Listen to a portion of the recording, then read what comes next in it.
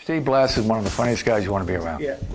I do fantasy games with him. He could go to Vegas on stage, one-man show, and he'd everybody laughing. You know, the sad thing about him, his biggest asset was throwing strikes, and all of a sudden he comes to spring training that, I'm not sure what year it was. 73. 73, couldn't throw a strike.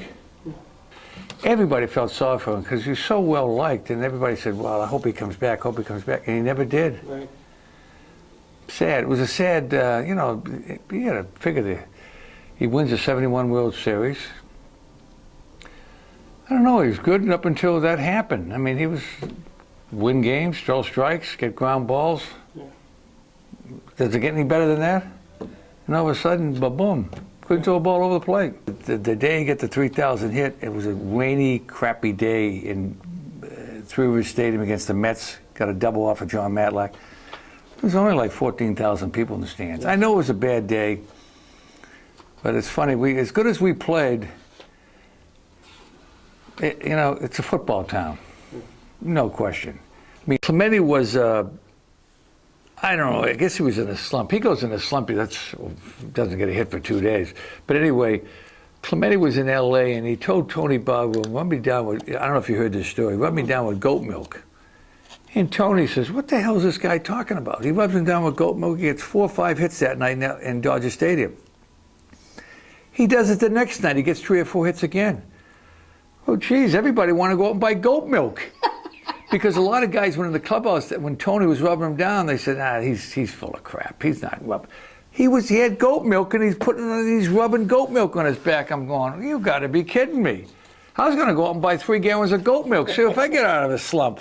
Mudcat Grant, lead off. Yep. First big league home run off him. Is that right? In Jerry Park, May 15th, 1969, a low 3-1 fastball. How's that? Jackie Hernandez. We wouldn't have won the World Series without Jackie Hernandez. He played tremendous shortstop. Doc Ellis, character, but a good guy. Every once in a while, Doc wanted to say 1 and 1 was 3, just to be different. But he was teammate. He was a good guy. Yeah. He really was. But people outside the clubhouse, you know, they had their own opinion. But good guy. You know, he threw that no-hitter in San Diego. They said he was kind of out of it a little bit, but I don't know. He threw a no-hitter, and it was good. It was a nice. I played third that night. It was pretty interesting. He had a little bit of wild, wasn't he? Didn't he have a few walks? I think he had 6 or 7 walks, 6 walks or something. Willie, I batted behind Willie for a couple of years there. You know, and back then, you know, I don't think it happens now, but back then, you know, Willie hit the home run, the next guy got hit. And I always said, you know, why hit me? He's the guy that hit the ball 450 feet. So I got a few black and blues because of Willie. And I told Willie, don't hit him so far. Willie, I'm up next, and I'm an innocent soul. I think I'm a nice guy, and I'm getting drilled in the leg and the neck and the arm. Willie would just laugh. Everybody knows about Maz.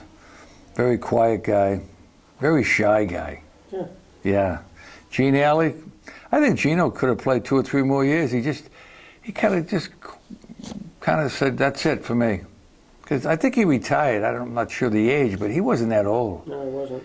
And he played good. And someone said he got the most votes in the 1966 All-Star game. You can look that up. Yeah. Pie trainer, yeah, that was early 1969-70. Pie would come down to spring training. Pie was originally from Somerville, Mass.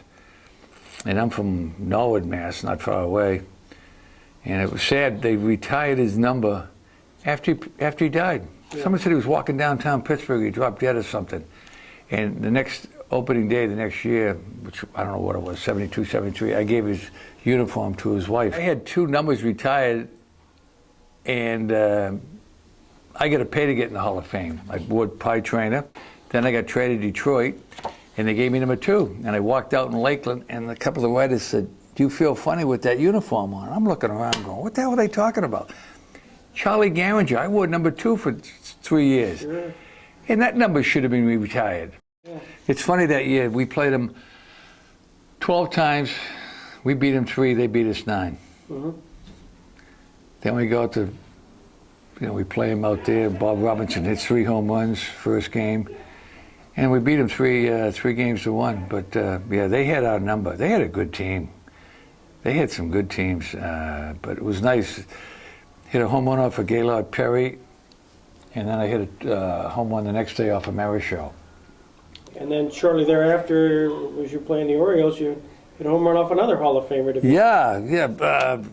Jim Palmer. That was a big home run I hit. We were losing 11-0. I hit a 3-run home. We lost 11-3. I would have liked to get that ball. The ball was in the stands, and it never came out. I would have liked to get that ball, but first hit in the big leagues, I was afraid to get the ball. Really? Bob Gibson. Oh my gosh. Tough cookie. You bet. You take a big swing at him, I mean, the next pitch got a chance to be behind your neck. Yeah. So I got my first hit off Bob Gibson, April of 1969 in Busch Stadium. Was he that intimidating? Yes, and he was good. Yeah. You know, he was good. Look at his ERA back then. Oh, it's unbelievable. 1 point something. J.R. Richards. Probably the toughest pitcher I ever faced. Yeah. Plus, when you played in the Dome, it was tough to see the ball there. Right. Plus, you were 6'8", threw close to 100 miles an hour. When he finished winding up, you could almost smell his breath what he ate that morning. He was nasty. Yeah. He's probably the toughest pitcher I've ever faced. Plus, he was just, like I said, he was wild enough where, I don't want to get hit with a guy throwing 100 miles an hour. So he's up and over, and he's a tough guy to hit. It's funny about Murtaugh. We used to fly all over the country playing baseball, and we had a radio guy, Bob Prince. Bob would have about 6 or 7 screwdrivers in the back of the plane, and Bob would feel pretty good. And Danny, we used to read these cowboy books, about 100 pages, and he'd fall asleep on the plane. And Prince would always go up and rip the last 20 pages out of the book. Now Murtaugh would get up and start, "Hey, son of a gun, where were you, Prince?" It was all the time. And they used to do that. You do that in the big leagues now, you have a fight. Yeah. But you can't believe what we used to do in the big leagues. Yeah. Stuff like that. And Murtaugh would never finish a book. I dug graves for 35 years, pick and shovel. A lot of people thought it was PR. Kirk Gowdy used to do the game Saturday afternoon, game of the week, and we were a lot of game of the week. And Kurt would mention it, and a lot of people would say, that's baloney. And I'd tell people, you want to come up in the middle of January, watch me dig a grave in a blizzard with a 90-pound jackhammer? Come on up. I'm not lying. Hebner delighted telling his teammates the story of one particular incident as a grave digger. It's a Jewish cemetery. Well, I'll dig the grave and they'll bury this man. Well, the wife sees the husband being lowered into the ground, and she throws herself on top of the casket. Mm-hmm. She caught her foot in between the casket and this much space between them, and we couldn't get her out. My brother Dennis had a couple of beers in him, and he told the rabbi, he says, "Well, leave her in there. We'll give him a discount. We'll bury both of them." Well, that didn't go over big. I'm driving the hearse about 3 years ago. And the priest didn't go with me, so I had my cell phone in the other seat. And the cop's leading the pack with his flashes on. And I'm about 5 miles from the cemetery. My phone rings. I says, I'm not going to wake the guy up behind me, so I'm going to answer the phone. Hi, this is Dave Stockstill.